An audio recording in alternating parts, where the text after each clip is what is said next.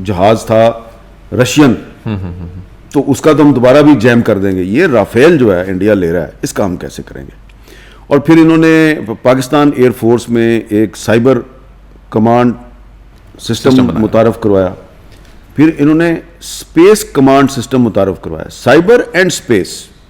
اب دیکھیں بعد میں کیا کرنا چاہتا ہوں, بڑی عاجزی کے ساتھ ہاتھ جوڑ کے,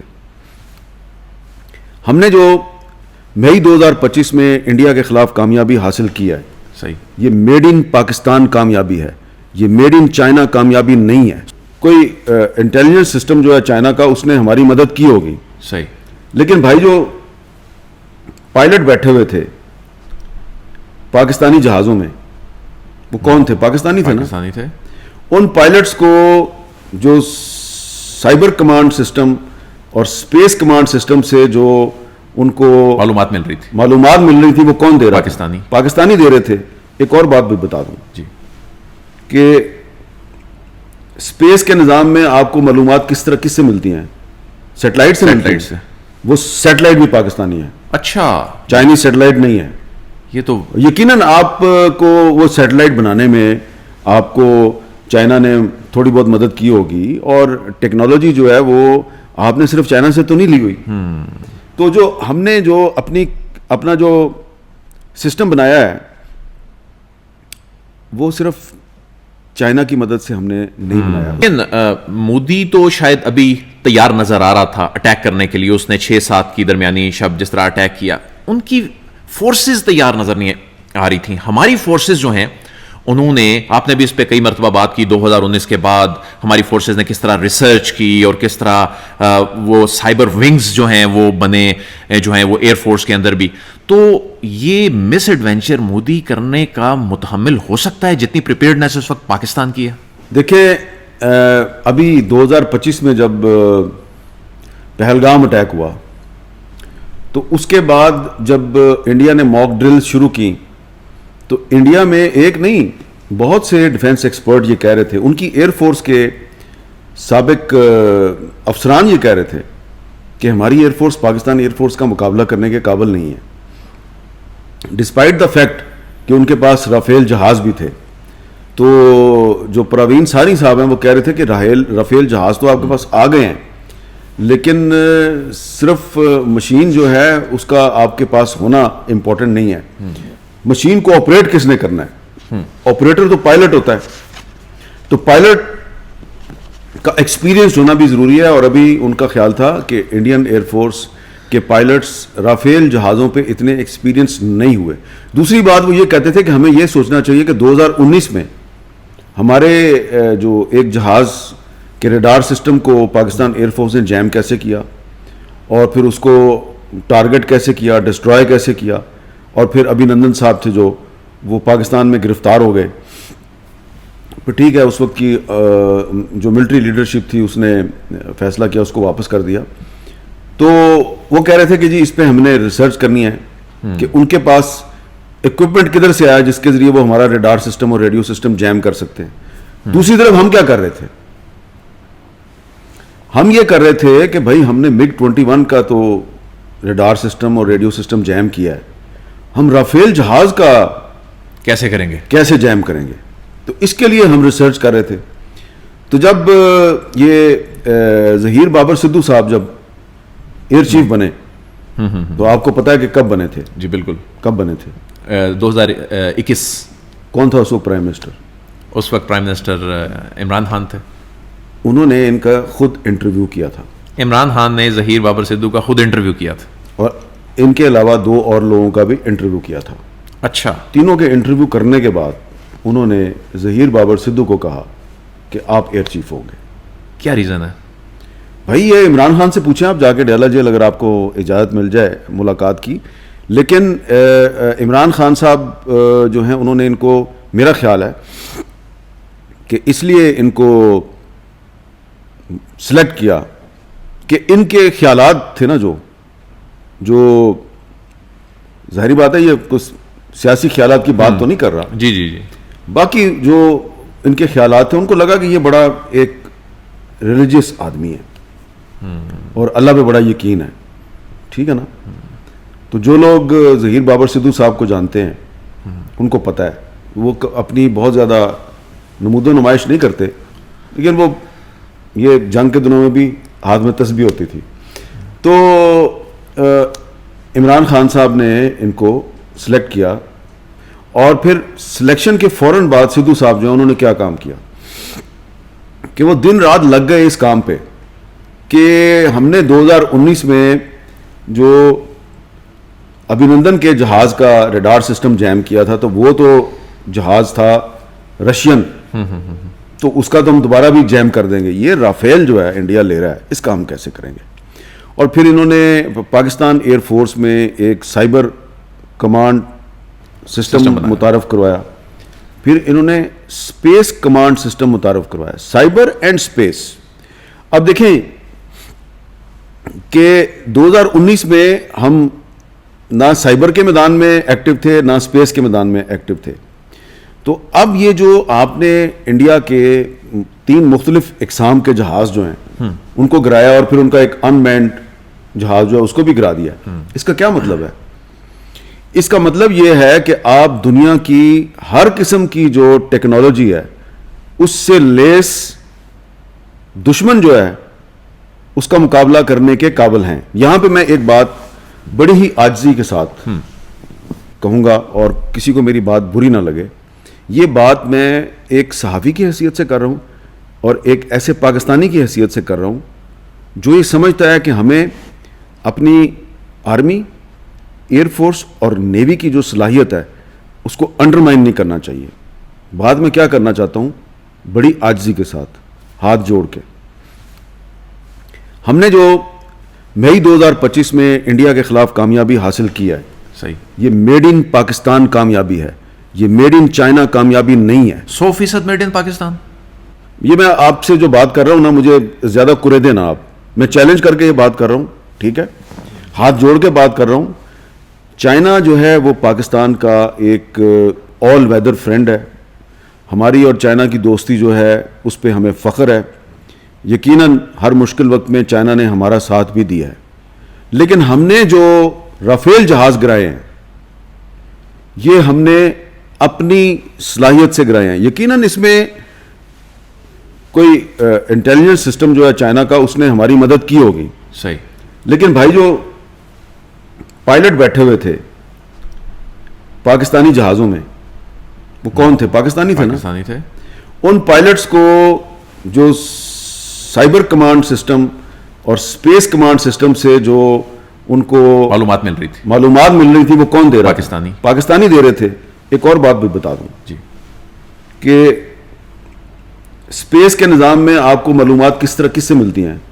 سیٹلائٹ سے ملتی ہیں. وہ سیٹلائٹ بھی پاکستانی ہے. اچھا, چائنیز سیٹلائٹ نہیں ہے. یہ تو یقیناً آپ کو وہ سیٹلائٹ بنانے میں آپ کو چائنا نے تھوڑی بہت مدد کی ہوگی, اور ٹیکنالوجی جو ہے وہ آپ نے صرف چائنا سے تو نہیں لی ہوئی. تو جو ہم نے جو اپنا جو سسٹم بنایا ہے وہ صرف چائنا کی مدد سے ہم نے نہیں بنایا. اس میں ہم نے اور بھی جو ممالک ہیں ان کی ٹیکنالوجی سے مدد لی ہے, اور اس میں جو سب سے اہم چیز ہے کہ پاکستان ایئر فورس اور پاکستان آرمی کی کوارڈینیشن تھی. یہ بہت بڑی بات ہے. ایسی کوارڈینیشن تھی کہ ادھر سے ایئر فورس کے پائلٹ جو ہیں وہ اپنے جہازوں سے انڈیا کے جہازوں کو ٹارگٹ کر رہے ہیں, ان کے ایئر بیسز پہ میزائل برسا رہے ہیں. دوسری طرف سے پاکستان آرمی جو ہے وہ اپنے میزائل سسٹم کے ذریعے کچھ اور ٹارگٹ جو ہیں ان کو ہٹ کر رہی ہے. وہاں سے پھر جہاز نہیں اڑے, اس کے بعد وہاں سے جہاز نہیں اڑے. تو یہ ایئر چیف ظہیر بابر سدھو اور ہمارے جو آرمی چیف تھے جو اب فیلڈ مارشل ہیں عاصم منیر صاحب, ان کی, اور نیول چیف, یہ ان کی کوارڈینیشن تھی. اور ظاہری بات ہے یہ سارا معاملہ جو ہے اس میں جو حکومت وقت ہے آپ اس کو تو اگر کریڈٹ نہ دیں تو پھر یہ تو بددیانتی ہے کہ یہ ساری ایک کوارڈینیشن سے ہم کام کر رہے تھے. اور یہ جو میں نے بات کی ہے نا کہ یہ میڈ ان چائنا وکٹری ہے پاکستان کی, کچھ لوگ کہہ رہے ہیں کہ یہ میڈ ان چائنا وکٹری ہے, انڈیا کہہ رہا ہے یہ میڈ ان چائنا وکٹری ہے, کچھ ویسٹرن میڈیا کے اخبارات اور ٹی وی چینل کہہ رہے ہیں یہ میڈ ان چائنا وکٹری ہے. میں کہہ رہا ہوں نہیں, میڈ ان چائنا نہیں ہے, یہ میڈ ان پاکستان وکٹری ہے. ابھی نہ میں اس پوزیشن میں ہوں, نہ ہی ہمارے ارباب اختیار اس پوزیشن میں ہے کہ اس معاملے پہ زیادہ بات کی ڈیٹیل سامنے رکھیں, کیونکہ ابھی ہمیں خدشہ ہے کہ دشمن جو ہے وہ تیاری پکڑ رہا ہے, دوبارہ بھی حملہ کر سکتا ہے. تو ابھی ہم ٹھیک ہے, دشمن اگر سمجھتا ہے کہ میڈ ان چائنا وکٹری ہے پاکستان کی, تو اس غلط فہمی میں رہے. اگلی دفعہ جب وہ حملہ کرے گا تو کچھ نئے سرپرائز ملیں گے, اس کو میڈ ان پاکستان چیزیں نظر آئیں گی اور پوری دنیا کو نظر آئیں گی. سر یہ بتائیے کہ آپ نے تسبیح کا ذکر کیا, ریلیجیس آپ نے ایک نقطہ نظر کا ذکر کیا. آرمی چیف جو ہیں انہوں نے بھی ظاہر ہے مشاورت سے اس کو آپریشن بنیان المرصوص کا اس کو نام دیا, اور انہوں نے وہ آیت پڑھی اور اس کے بعد یہ اناؤنسمنٹ ہوئی. تو یہ ایک قیادت کا اسلامی نقطہ نظر سے اس حد تک ریلیجیس ہو کے اس سارے معاملے کو لیڈ کرنا, اس نے کتنا بڑا امپیکٹ کریٹ کیا ہے؟ اس کا بہت بڑا امپیکٹ ہے, اس لیے کہ میں یہ سمجھتا ہوں کہ عاصم منیر صاحب جو ہیں ان پر بہت سے لوگ بہت سی تنقید کرتے ہیں, تو میں اس بحث میں نہیں جاتا ہوں. میں نے آپ کو اس لیے بتایا کہ ظہیر بابر سدھو صاحب جو ہیں ان کو 2021 میں عمران خان صاحب نے خود انٹرویو کر کے سلیکٹ کیا تھا, ٹھیک ہے نا. صحیح. تو انسان ہے, بندہ بشر ہے, اس سے غلطی بھی ہو جاتی ہے. تو انہوں نے ان کو جون 2019 میں عاصم منیر صاحب کو DGISI کے عہدے سے ہٹایا تھا, یہ ان کی غلطی تھی. لیکن پھر انہوں نے ظہیر بابر سدھو صاحب جو ہیں ان کو 2021 میں ایئر چیف بنایا. اب ان کو کیا پتا تھا کہ 2025 میں عاصم منیر کا اور ظہیر بابر سدھو کا ایک کمبینیشن بنے گا, اور یہ کمبینیشن جو ہے وہ پوری دنیا میں پاکستان کی جو فتح ہے اس کا باعث بنے گا, پاکستان کی عزت میں اضافہ ہوگا, پاکستانی عوام جو ہیں ان کو خوشیاں نصیب ہوں گی. تو اس میں یہ دیکھیں کہ جو بنیان المرصوص جو نام رکھا گیا اس کے پیچھے بھی ایک فلسفی ہے, ایک قرآن سے نام لیا گیا. اور جو ظہیر بابر سدھو صاحب ہیں